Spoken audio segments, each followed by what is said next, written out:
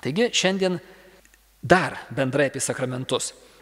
Prisimenate, visi sakramentai perduoda malonę, tą, kurią Dievas numatė tuo sakramentu perduoti, objektyviai. Reiškia, dėl to, kad tas sakramentas švenčiamas, Jėzus yra ištikimas savo pažadui būti, dalyvauti tame sakramente, jisai yra sakramentų teikėjas ir jisai perduoda savo malonę, o tai reiškia dovaną, perduoda ją. Dovana yra. Tačiau ar ta dovana skleisis mano gyvenime ir duos vaisius, priklauso nuo manęs. Reiškia, sakramentas yra kaip grūdas, kuris beriamas ir jisai turi savyje potencialą dangiškus rezultatus duoti, dieviškus ir dangiškus vaisius nešti. Bet tas grūdas, ar jisai duos vaisius, priklauso žmogau nuo tavęs. Kokia dirva yra, į kurią grūdas beriamas ir tada kaip ta malonė, ta grūdo formoje esanti malonė yra puoselėjama. Tai štai kas yra sakramentas. Reiškia, gali būti, kad sakramentas yra priimtas, yra galiojantis, bet neduoda vaisių. Nes žmogus arba neparuošęs visiškai savo širdies, nesidomi tuo netgi ir visiškai nebendradarbiauja su ta malone, nelaisto to grūdo, nepuoselėja jo. Tai čia toksai įvaizdis tiems iš mūsų, kurie su daržu, sodu ir gamta turim daugiau reikalų. Tie, kurie mažiau turit reikalų su gamta, o daugiau reikalų su kompiuteriais, tai prisimenat tą kitą įvaizdį, sakramentai yra kaip suzipuota programa. Tu internetu parsisiuntei suzipuotą programą ir tu ją savyje turi. Bet jeigu tu jos neišzipuosi, tai tu ją turi, bet rezultatų nėra. Tu ją turi išzipuoti. Ir ne tik išzipuoti, bet periodiškai ant tos ikonėlės paspausti, kad ją paleisti tą programą, kad jinai veiktų tavyje. Tai štai, kas yra sakramentai. Sakramentai perduoda tai, kas savo jėgomis, savo gerumu, savo protingumu ar kitais būdais mes niekaip negalėtume pasiekti. Jie duoda tai, kas yra žmogui absoliučiai, visiškai niekaip neįmanoma. Bet ta dovana, ta malonė arba dovana yra atiduota į mano rankas. Ir tada ką aš su ja darysiu? Krikštas. Naudosiu katalikų bažnyčios katekizmą šitai paskaitėliai, šitai katechezei. Ir jei kas nors norėsite, tai labai lengvai katekizme susirasite skyrių, kuris taip ir vadinasi, Krikšto sakramentas, ir pasiskaitysite plačiau. Kas skaitote jaunimo katekizmą, po susitikimo gausite lapukus, tenais bus nuoroda į keletą puslapiukų jaunimo katekizme apie Krikšto sakramentą.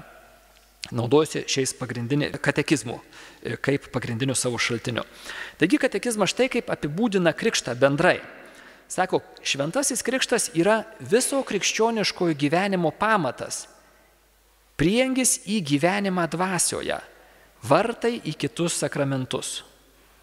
Pamatas, prieangis, vartai, pradžia. Va čia yra pradžia, kelio pradžia, šitoje vietoje yra. Krikštu mes esame išlaisvinami iš nuodėmės ir atgimstame kaip Dievo vaikai. Išlaisvinimas iš nuodėmės, iš nuodėmės išlaisvinimo pagrindinis sakramentas yra krikštas. Sutaikinimo sakramentas yra irgi labai svarbus, bet jis yra tik tai po to, tik tai po krikšto einantis atleidimo, išlaisvinimo iš nuodėmės sakramentas. Tapę Kristaus nariais įsijungiame į bažnyčią kaip jos pasiuntinybės dalyviai. Krikštu tampame Kristaus kūno bažnyčios nariais ir įsijungiame į bažnyčios pasiuntinybę.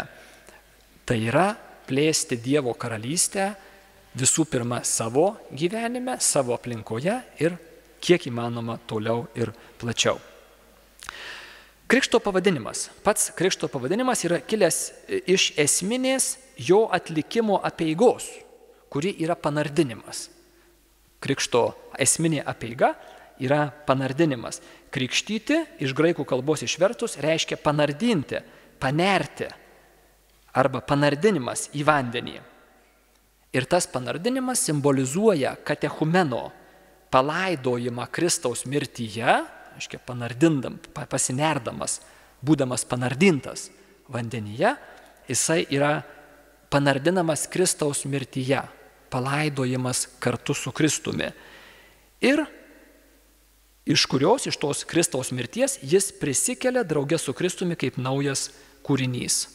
Aiškiai, tas panardinimas, graikiškai būtų veiksmažodis ir reikšti panardinti, ir iš jo kilęs šitas žodis krikštas. Lietuviškai mes turime žodį krikštyti ir jisai štai reiškia, graikiškai tą veiksmažodį reiškia panardinti, krikštas.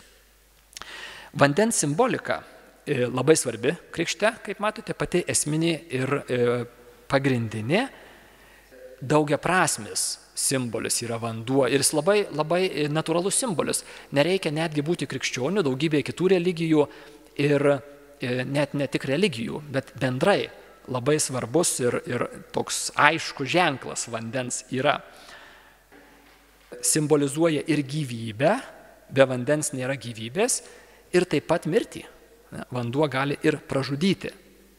Katekizmas štai kaip sako: šaltinio vanduo simbolizuoja gyvybę, o jūros vanduo yra mirties simbolis. Dėl to vanduo gali vaizduoti ir kryžiaus slėpinį. Tada krikštas simboliškai reiškia susivienijimą su Kristaus mirtimi. Per krikštą tikintysis suvienijamas su Kristaus mirtimi, su juo palaidojamas ir su juo prisikelia. Ta vandens simbolika labai tinka, labai stipriai kalba mūsų kūnui, o kadangi mes esam kūnai, esam juslės ir per mūsų juslės, per mūsų juslinę kūnišką prigimtį Dievas prabyla į mus, nes tokius jis mūsų sukūrė, juslinius kūniškus, ir jis kalba per mūsų juslės. Ir štai vanduo labai gerai išreiškia tai, ką krikštas dovanoja. Aiškiai, krikšto sakramento šventimu, kurį simbolizuoja šitie elementai, vanduo, panardinimas, per tuos regimus ženklus Dievas dovanoja neregimą dovaną, neregimą malonę. Bet tie regimi ženklai yra su ta malonė susiję, nes jie ją ženklina, jie ją vaizduoja. Ir štai vanduo labai gerai vaizduoja tai, ką krikšto sakramentas, krikšto malonė duoda. Krikšto sakramento prasmę ir malonę atskleidžia jo šventimo apeigos. Dėmesingai juose dalyvaudami ir sekdami šių apeigų veiksmus ir žodžius, tikintieji susipažįsta su tais lobiais, kuriuos šis sakramentas ženklina. Stebėkit, tie iš jūsų, kurie buvote Velyknaktį, kurie nebuvote, dar dalyvausite kūdikio krikšte ar suaugusiojo krikšte, stebėdami tas apeigas, tos apeigos mums parodo, atidengia, ženklina tą malonę neregimąją, kuri yra dovanojama per tą sakramento šventimą. Aiškiai, dėmesingai dalyvauti apeigose. Ir tai galioja taip pat ne tik tai krikštui, bet ir visiems sakramentams, į kuriuos gilinsimės per šiuos sekančius nepilnus 2 mėnesius. Aiškiai, stebėdami apeigas, regimas, mes suprantame labai daug svarbių dalykų apie tą neregimąją malonę, kuri apeigomis yra perduodama. Krikšto vanduo pašventinamas epiklezijos malda. Bažnyčia prašo Dievą, kad per jo sūnų šventosios dvasios gale nužengtų į vandenį ir tie, kurie bus juo pakrikštyti, gimtų iš vandens ir dvasios. Vanduo tampa svarbi sakramento šventimo dalis. Dėl Dievo veikimo, reiškia vanduo, krikšto vanduo, šventosios dvasios gale turi šitą dalį krikšto sakramente. Krikštu, reiškia, žmogus gimsta iš vandens ir dvasios. Toliau eina esminė sakramento apeiga, pats krikštas. Jis reiškia ir neša mirtį nuodėmei, įtraukia į Velykinę Kristaus paslaptį ir taip įveda į švenčiausiosios trejybės gyvenimą. Ką krikštas daro? Krikštu mes mirštame nuodėmei. Mirštame tam manyje, kas traukia mane šalin nuo gyvenimo pilnatvės. Ir tai yra nuodėmė. Įtraukia į Velykinę Kristaus paslaptį, Velykinį Kristaus slėpinį. Tai yra mirtis nuodėmei, mirtis blogiui ir prisikėlimas naujam, tikram, amžinam gyvenimui. Kristaus Velykinis slėpinys yra Didžiojo penktadienio ir Velykų sekmadienio dvi kryžiaus pusės. Kristaus kančia ir Kristaus kančia ir mirtis ir prisikėlimas. Per krikštą aš esu įtraukiamas į Kristaus Velykinį slėpinį. Ir taip įveda į švenčiausiosios trejybės gyvenimą. Čia yra tai, kas visiškai viršija mūsų gebėjimą suvokti. Mes esame per krikštą ir kitus sakramentus, bet pirmiausia per krikštą įtraukiami į švenčiausiosios trejybės vidinį gyvenimą. Į tuos begalinius meilės mainus, kurie yra švenčiausioji trejybė, kur kiekvienas asmuo save iš meilės pilnai atiduoda kitam ir kitas asmuo priima. Aiškiai, tie begaliniai meilės mainai. Štai yra tai, ko trokšta kiekvienas žmogus. Dalyvauti šiuose meilės mainuose mes tiesiog esam tam sukurti, sukonstruoti, padaryti. Mes esam tam sukonstruoti, kad dalyvautume šiuose begaliniuose meilės mainuose. Mes to trokštame, patys to nesuprasdami dažnai. Ir visos mūsų žemiškos priklausomybės, imų priklausomybės, reiškia visokie alkoholizmai ir panašus dalykai, yra ne kas kita kaip iškreiptas šito troškimo įgyvendinimas, realizavimas, nevykęs ir iškreiptas to troškimo dalyvauti švenčiausiosios trejybės vidinėme gyvenime, tose begaliniuose, ekstatiškuose, nesibaigiančiuose meilės mainuose. Tai mes visi to norime ir kai žmogus netenka vilties, kad tą gaus, jisai tada nueina pakaitalo keliu. Jisai sako, neturiu vilties turėti tikrą dalyką, tai tada bent jau kažkokį tai pakaitaliuką, kažkokį tai reiškia netikrą dalykėlį susigalvosiu. Ir faktiškai visas puolusio žmogaus, mano kaip puolusio žmogaus gyvenimas yra kova su mano polinkiu ieškoti laimės kažkur tai kitur, visokiausiuose pakaitaliukuose. Ne visi iš jų tiek destruktyvūs ir tiek ryškus kaip priklausomybės, bet visi jie yra netikras dalykas. Aš kažkur tai kitur tikiuosi rasti laimę, o laimė yra štai tenais. Ir vėl tas mano mėgstamas autorius C.S. Lewis sako, danguje kiekvienas mūsų troškimas, net labiausiai iškreiptas troškimas, bus ištiesintas ir gaus savo tikrąjį ir pilnatvišką apstų patenkinimą. Visi mūsų troškimai savo esmėje yra tikras Dievo įdiegtas troškimas, kuris vėliau dėl mano blogų pasirinkimų išsikreipia, nueina ne ten, bet jie visi danguje tame švenčiausios trejybės gyvenime gaus savo tikrą ir apstų, viršijantį bet kokią vaizduotę patenkinimą. Štai kam žmogus yra sukurtas. Ir mes į tai įžengėme per krikštą. Krikštu grūdo pavidalu į tai įžengėme. Ir nereikia laukti dangaus, nereikia laukti po mirties. Jau šiame gyvenime esame kviečiami ir turime labai realų šansą šitą grūdą, šitą suzipintą programą įzipuoti ir patirti tai. Jau šiame gyvenime mes esam kviečiami patirti tą pilnatvę, dalinai be abejo tik tai, bet jau čia nereikia nukelti to į amžinybę. Amžinybė prasideda šiandien ir dabar. Išraiškingiausiai krikštas atliekamas, krikštijama jį 3 kart panardinant krikšto vandenyje. Išraiškingiausiai. Ką reiškia tas žodis išraiškingiausiai?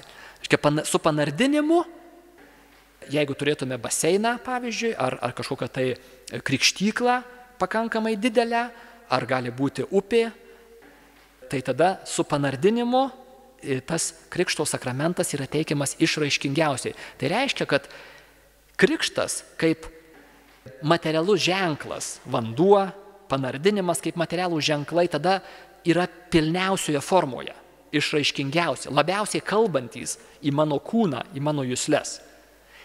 Bet sakramentinė malonė, dovana, nepriklauso nuo to, ar krikštas buvo teikiamas panardinimu, ar jisai buvo teikiamas vandens užpylimu.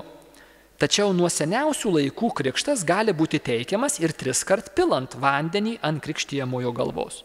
Reiškia, sakramentinė malonė yra pilna ir nepriklauso nuo būdo, formos, kuriuo krikštas buvo teikiamas.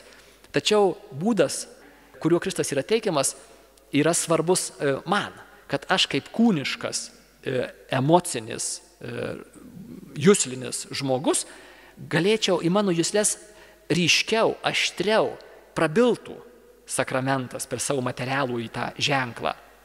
Tai geriau būtų, išraiškingiau būtų, jeigu turėtume galimybę su panardinimu. Bet dėl suprantamų priežasčių, dėl buitinių sąlygų, tiesiog per šalta yra, sąlygų nėra, mūsų bažnyčios dar nėra tam paruoštos, o šiaip iš tikrųjų su laiku bus. Bažnyčiose vanduo bus pašildytas ir šilta pakankamai, kad galima būtų su panardinimu krikštą teikti. Vėlgi Lietuvoje klimatas yra šiek tiek, pas mus Velykos būna kovą, balandį ir tai yra šaltas metų laikas.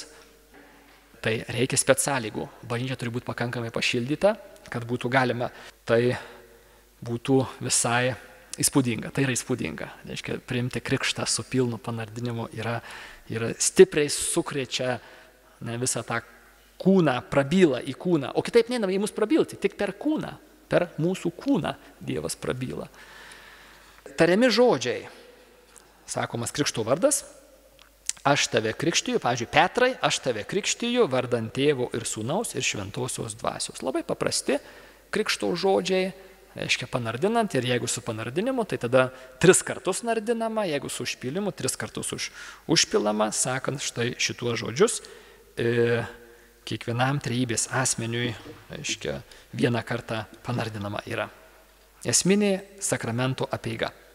Baltas drabužis simbolizuoja, kad pakrikštytasis apsivilko Kristumi, prisikėlė drauge su Kristumi.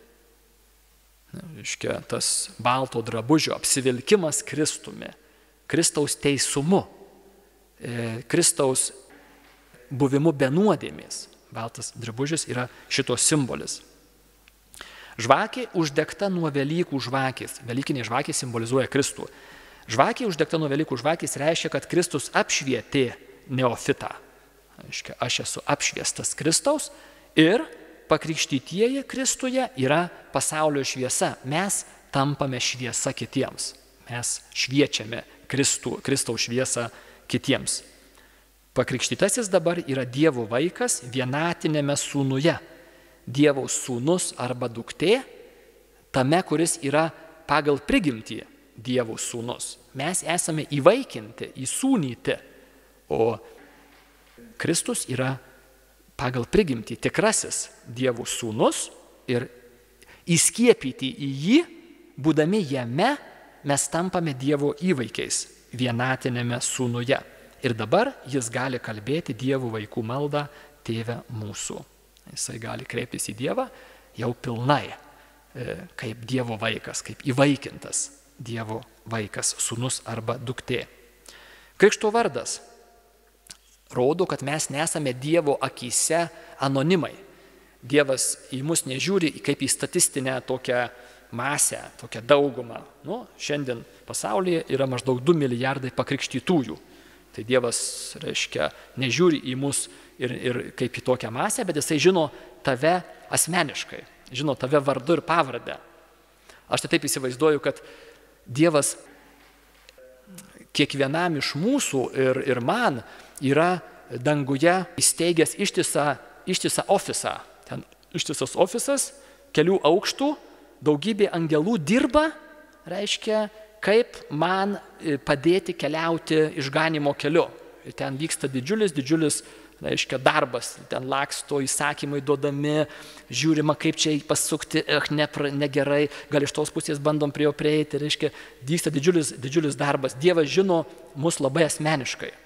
Jisai skiria kiekvieną dieną priimti raportams, kaip sekasi Artūrui Lukaševičiui, Gerai, oi, kaip gerai Dievas džiaugiasi, gerai, šiandien jam gerai sekėsi, šaunuolis komuniją priėmė, maloniai stovija buvo, labai gerai.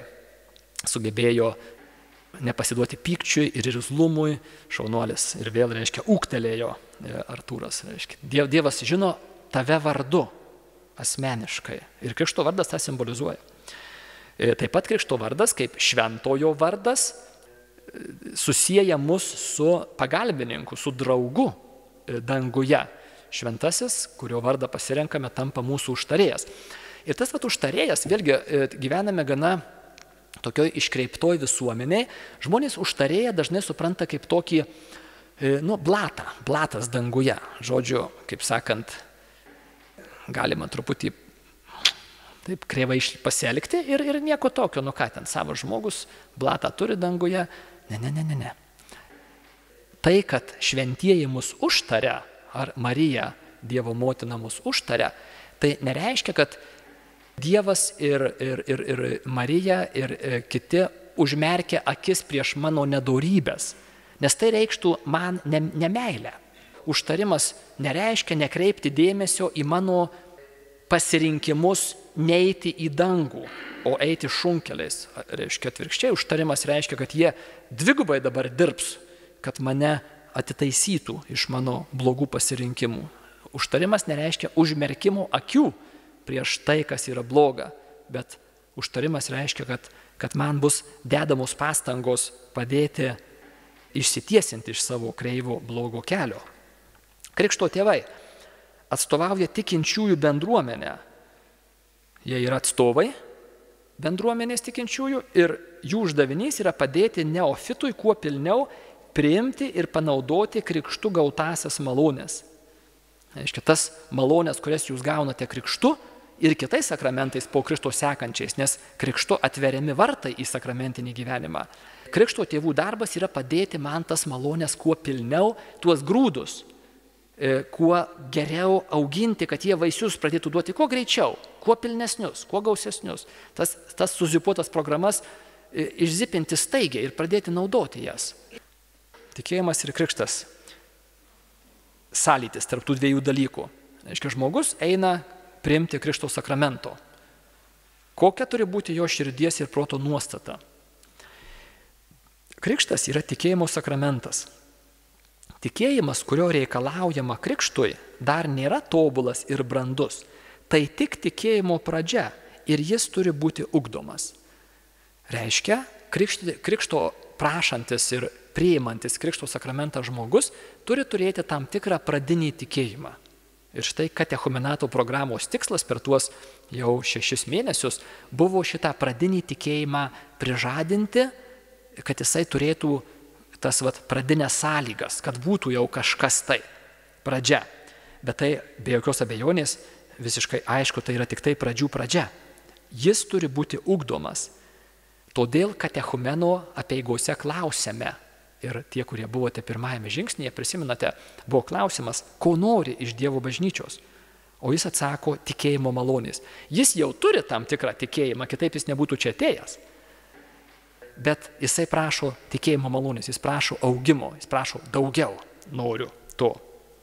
Po krikšto visų pakrikštytųjų, kūdikių ar suaugusiųjų tikėjimas dar turi augti. Pasirengimas krikštui tik priveda prie naujojo gyvenimo slenksčio. Kai rengėmės krikštui, mes tik priėjome prie slenkščio. Slengstis yra krikštas. Tik krikštu peržengėme per slengstį ir nebūtų teisinga likti tik prie slenkščio. Reikia augti, eiti toliau. Krikšto malonė, krikšto dovanas. Dabar einame jau į patį tą mistagogiją, į tas dovanas, kurias mūsų neofitai prieš 3 dienas, nepilnas 3 paras, gavo. Kas yra tie zip failai, kurie buvo į jūs atsiųsti, į jūsų kompiuterį. O kas yra tie zip failai, kurie buvo man duoti prieš keliasdešimt metų mano kūdikystėje ir čia sėdinčiųjų kūdikystėje, kai mes priėmėme Kristo sakramentą, į mus buvo atsiųsti tam tikri failiukai, tam tikri grūdai buvo suberti į mus. Ir dabar mes žvelgsime į juos, kad galėtume juos pilniau suprasti ir tada pažiūrėti, kaip reikėtų puoselėti šituos grūdus. Nuodėmėms atleisti. Krikštu atleidžiamos visos nuodėmės, ir gimtoji, ir visos asmeninės, taip pat bausmės už nuodėmes. Nebelieka nieko, kas atgimdytiesiems sutrukdytų įeiti į Dievo karalystę.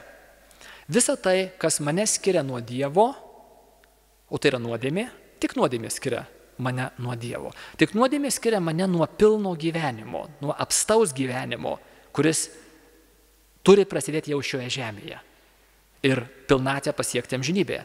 Tik nuodėmė skiria mane labai realiai, konkrečiai, žmogiškai, paprastai. Tik tai nuodėmė. Ir štai krikštu visos nuodėmės yra pašalintos nuo to, kas mane skiria nuo Dievo. Nei Adomo nuodėmė, tai yra gimtoji, nei asmeninė nuodėmė, nei nuodėmės pasiekmės, kurių skaudžiausia yra atskirimas nuo Dievo. Tai tikiuosi, kad visi jūs, kurie buvote Velyknaktyje, nepraleidot progos prisiliesti prie ypač švento žmogaus, kuris buvo tuo metu visiškai šalia Dievo. Pakrikštytas žmogus yra, niekas jo neskiria nuo Dievo. Vis dėlto ir pakrikštytajame lieka kai kurios laikinos nuodėmių pasiekmės, kentėjimai, liga, mirtis ar charakterio silpnybės, taip pat polinkis į nuodėmę, vadinamas geismingumas. Tas reiškia, tas polinkis kažkur tai kitur nei Dievoje ieškoti atsakymų į svarbiausius savo gyvenimo klausimus, tas geismingumas, kur galime mes geisti kaip savo galutinės laimės kažko tai, kas iš tikrųjų negali tos laimės duoti. Krikštas nepašalina mūsų silpnumo, mūsų negebėjimo jausti Dievo, negebėjimo įžvelgti Dievą. Mums ir toliau reikalingas ir netgi dar, reiškia, labiau reikalingas tikėjimas, mums reikalingas ir toliau tikėjimas. Mes dar neturime regėjimo, mes dar esame akli ir žiopli. Krikštas to nepanaikina, to mūsų sužalotumo. Ir tada kyla klausimas, kodėl? Kodėl nepanaikina? Argi nebūtų nuostabiau, jeigu panaikintų? Ir aš, reiškia, būtų manyje ištiesintos tie kreivumai, tie mąstymo ir jausenos ydos įvairiausios. Jis yra paliktas tam, kad aš tinkamai panaudočiau savo laisvą valią ir įsitvirtinčiau gėryje, įsitvirtinčiau teisingoje kryptyje. Ir tas įsitvirtinimas yra įmanomas tik tai mano laisva valia. Ir tam, kad aš ją naudočiau, turi būti galimybė ją naudoti, turi būti galimybė kovai. Štai ką katekizmas sako. Kadangi geismingumas paliktas tam, kad su juo kovotume, geismingumas yra paliktas tam, kad turėtume su kuo kovoti. Bet tai kam reikia palikti, kad turėtume su kuo kovoti? Ogi kovodami mūsų raumenys stiprės teisinga linkme. Mūsų gebėjimas gyventi meilės gyvenimą stiprės. Ir meilės gyvenimą galiu gyventi tik tada, jeigu aš pats pasirenku jį. Ir jeigu neturėsiu galimybės pasirinkti, mano tas raumuo, tas pasirinkimas, užsiangažavimas gėryje neturės šansų augti. Kadangi geismingumas paliktas tam, kad su juo kovotume, jis negali pakenkti tiems, kurie jam nepritarė. Jis mums nepakenks, jeigu mes jam nepritarėme. Kurie jam nepritarė ir Jėzaus Kristaus malonės padedami narsiai priešinasi. Mes eisime per gyvenimą pargriūdami ir susikuldami nosį ir užsigaudami. Ir ta galimybė mums pargriūti yra palikta tam, kad pargriuvęs aš vėl kelčiausi. Ir keldamasis aš stiprėju gėryje, stiprėju savo užsiangažavime eiti link Dievo.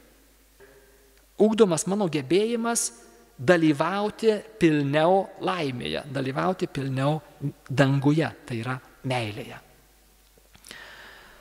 Taigi, pirmasis malonės toks elementas, pirmasis tas zip failas yra nuodėmių atleidimas. Ir krikštu mes jį gaunam. Krikštos vandenys nuplauna visas nuodėmes. Ir pamastykite savo maldoje, padėkokite, ir aš tą darau, padėkokime už krikštą, už krikšto vandenis ir saky, Dieve, aš dėkoju tau ir prašau, kad krikšto vandenys plautų visą blogį mano gyvenime ir kad krikšto vandenys eitų toli ir giliai į mano sąmonę ir pasąmonę, į mano vaizduotę ir mano atmintį, į mano praeitį ir į mano protėvius. Tai duota mums yra, tai yra Dievo vaikų turtas dovanojamas, kad plautų visas blogybės, kurių yra sočiai mūsų gyvenimuose. Krikšto vandenys turi didžiulę atnaujinančią, atgimdančią, nuplaunančią galią. Naujas kūrinys. Kas mums toliau duodama krikštu? Krikštas ne tik nuplauna visas nuodėmes, jis taip pat padaro neofitą naujų kūrinių, Dievo įvaikiu, kuris tampa dieviškosios prigimties dalininku, Kristaus nariu ir jo bendra įpėdiniu. Tai yra ne poezija, tai yra labai konkreti, tikra realybė. Mes esame perkuriami. Žmogus yra perkuriamas krikštu. Savo gelmėje, savo esmėje žmogus tampa visiškai kitu, visiškai kitkuo, negu jisai buvo iki krikšto. Ir tai yra tas naujas kūrinys, kuris yra be nuodėmės, kuris yra Dievo įvaikis, įdukra ir įsūnis, dieviškosios prigimties, kad dieviškumo turėtojas. Mumise yra jau dieviškoji prigimtis per krikštą. Tai štai kas yra mums dovanota. Vėlgi, kaip ir visos sakramentų duotos dovanos, yra grūdo pavidalo. Dabar reikia tą grūdą puoselėti, jį reikia prižiūrėti, kad jisai duotų vaisių, skleistųsi ir duotų vaisių. Paskutinis žodis, tampame Kristaus bendra įpėdiniais. Ta žodis bendra įpėdinis, bendra paveldėtojas. Mes tampame paveldėtojai kartu su Kristumi. Kaip Apreiškimo Jonui knygoje sakoma, nugalėtojui aš duosiu atsisėsti savo soste, Kristus sako. Mes turėsime tai, ką Kristus paveldėjo. Dovanojama viskas mums yra. Ir tai per krikštą. Švenčiausioji trejybė pakrikštytajam duoda pašvenčiamąją malonę arba nuteisinimo malonę. Pašvenčiamąją malonę. Tai yra kaltę panaikinančią malonę. Ką reiškia nuteisinti? Mes lietuvių kalboje nelabai šitą žodį naudojame. Nuteisinti arba išteisinti, kaltę panaikinti, padaryti mus nekaltais, nuteisinimo malonė. Ir mes tada tampame Dievo, gebantys bendrauti su Dievu. Nes Dievui Dievas ir nuodėmė yra dvi, reiškia, negali būti kartu. Dievas yra nuodėmė visiškai priešingas, blogio visiškai priešingas. Ir nuodėmė žmogų, o nuodėmė prie manęs prilipusi yra ir iš lauko, ir iš vidaus. Ir tokiu būdu aš tampa neįmanomas mano buvimas Dievo draugu. Ir štai per pašvenčiamąją nuteisinimo malonę panaikinamas mano kaltumas. Ir aš tampu pajėgus, gebas būti Dievo draugu. Ir ta pašvenčiamoji malonė reiškiasi teologinėmis dorybėmis. Prisimenat, tikėjimas, viltis ir meilė. Teologinėms dorybėms padedant padaro žmogų pajėgų tikėti Dievą, juo viltis ir jį mylėti. Reiškia, šlietis prie Dievo, būti arti Dievo, turėti jame gyvenimo kryptį, viltį jame ir jį vertinti labiau už viską. Labiau už viską. Čia reikės augti tame. Prisiminkite vėlgi tą įvaizdį su kompiuterio. Čia yra dangus, o tai yra dangus. Gyventi arti Dievo, į jį būti nukreiptam ir jį vertinti labiau už viską, tai yra dangus, kuris prasideda jau šioje žemėje. Ir aš kaip natūralus ir dar puolęs, tai reiškia sugedęs žmogus, sugedęs kompiuteris, esu nepajėgus gyventi tokio dangiško gyvenimo. Tiesiog Dievas gali mane pakviesti į dangų, bet aš nepajėgus vežti dangiškos programos. Reikia mano kompiuterį atnaujinti. Toks žodis. Šiandien žiūrėjau, kaip išversti lietuvių kalbą, neradau gero išvertimo. Upgrade'inti. Reiškia, man reikia greitai pridėti papildomų ten atminties visokiausių, reiškia, komponentų, kad mano kompiuteris pajėgtų vežti dangišką programą. Tai va čia yra pašvenčiamoji malonė. Tai, kas man visai nebūdinga iš prigimties, kam aš esu nepajėgus, manyje yra instaliuojama, manyje yra atnaujinama, kad aš tapčiau pajėgus tą dangaus programą dirbti su ją, vežti. Kompiuteris, reiškia, dirba su ta programa. Duoda žmogui gebėjimą gyventi ir elgtis taip, kaip skatina šventoji dvasia savo dovanomis. Tai, kas viršyje žmogaus gebėjimus – ramybė, meilė, džiaugsmas, atleidimas, kantrybė ir panašios šventosios dvasios dovanos, tie vidiniai skatuliai, paskatinimai. Mes kaip natūralūs žmonės nesam tam pajėgus. Pašvenčiamąją malonę mes esame padaromi pajėgus. Bet dabar ar mes tuo pasinaudosime? Vėlgi lieka, ar aš tą failiuką išzipuosiu. Ar aš jį dažnai paspausiu tą ikonėlę. Moralinėms dorybėms padedant suteikia jam galimybę, suteikia naujai pakrikštajam galimybę tapti vis geresniam, vis kokybiškesnį gyvenimą gyventi. Prisiminkite tą sveiką vidinį gyvenimą arba sielos ekologiją. Kalbėjom prieš 1,5 mėnesio. Ar norėtumėte gyventi tą tvarkingą, sveiką, laimingą, ekologišką vidinį gyvenimą. Tai čia yra milžiniška pagalba tam duodama, esminė.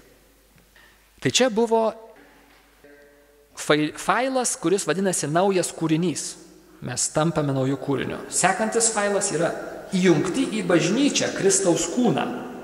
Per krikštą mes esame įjungiami į Kristaus kūną bažnyčią. Tampame daug platesnio darinio, neregimo darinio dalis. Ką tai duoda? Krikštas padaro mus Kristaus kūno bažnyčios nariais. Mums tampa prieinami visi dvasiniai turtai, kuriuos Dievas perdavė savo tautai bažnyčiai. Aš tampu bažnyčios nariu, Kristaus kūno nariu ir tokiu būdu prieinami man visi lobiai. Tai, ką Dievas davė savo tautai, tai yra bažnyčiai. Viskas. Sakramentai, tikėjimo tiesos, maloniai gyventi tikrą gyvenimą yra man tampa prieinama per tapimą Kristaus kūno, tai yra bažnyčios nariu. Ir kartu aš tampu atsakingas už bažnyčios misiją. Plėsti savo, kokia ta misija?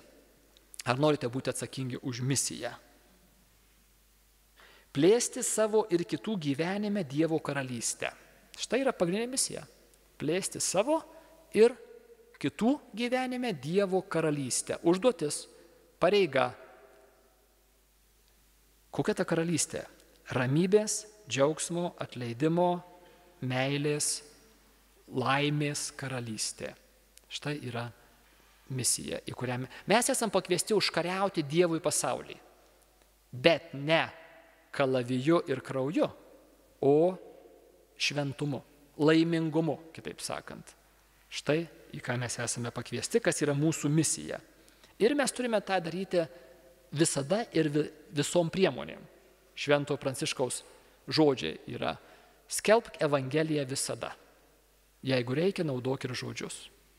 Štai ta misija, į kurią mes esame pakviesti. Pakrikštytieji, krikštą priėmusieji, dalyvauja Kristaus kunigiškoje, pranašiškoje ir karališkoje pasiuntinybėje. Čia yra prie to paties, prie įjungimo į Kristaus kūną. Dalyvaujame Kristaus kunigystėje, jo pranašiškoje ir karališkoje pasiuntinybėje. Kas yra Ta kunigiška, pranašiška ir karališka pasiuntinybės. Pradėsiu nuo pranašiškos. Kalbėti tiesą meilėje. Su tiesa galima žmogų užmušti, prislėgti, sužeisti. Kalbame tiesą meilėje. Gebėjimas pamatyti tiesą, pranašo funkcija yra dažnai neteisingai suprantama. Pranašas suprantamas kaip tas, kuris atspėja, kas bus rytoj arba po metų. Ne. Pranašas yra tas, kuris geba teisingai interpretuoti dabartį. Geba suprasti ir kitiems parodyti, kas dedasi dabar. Pranašiška tarnystė. Pamatyti ir įvardinti tiesą tokiu būdu, kuris negriauna ir nežeidžia, bet gydo ir stato. Tiesos įvardinimas, tiesa turi milžinišką gydančią jėgą, jeigu eina kartu su meile.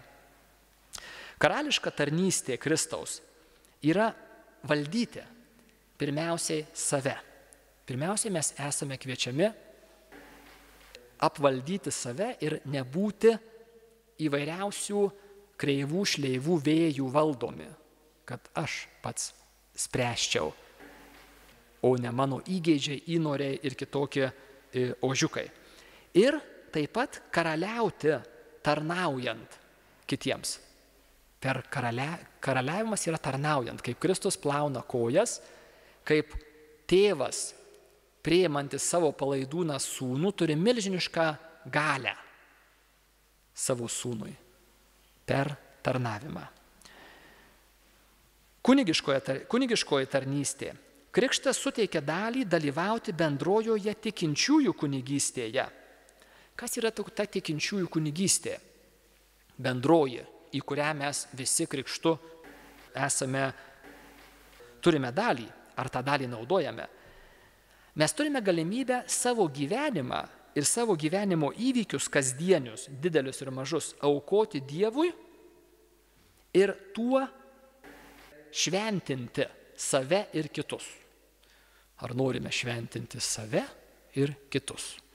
Sako, štai kaip aš šventinsiu, tai tu žinosi. Su rykštele. Prisiminkite žodį šventinti, ką jis reiškia. Sveikinti, dalyti sveikesniais, laimingesniais, tave padaryti laimingesniu, šventinti. Ir tai vyksta labai kasdieniškai per kasdienius įvykius. Nereikia laukti didelių grandiozinių įvykių.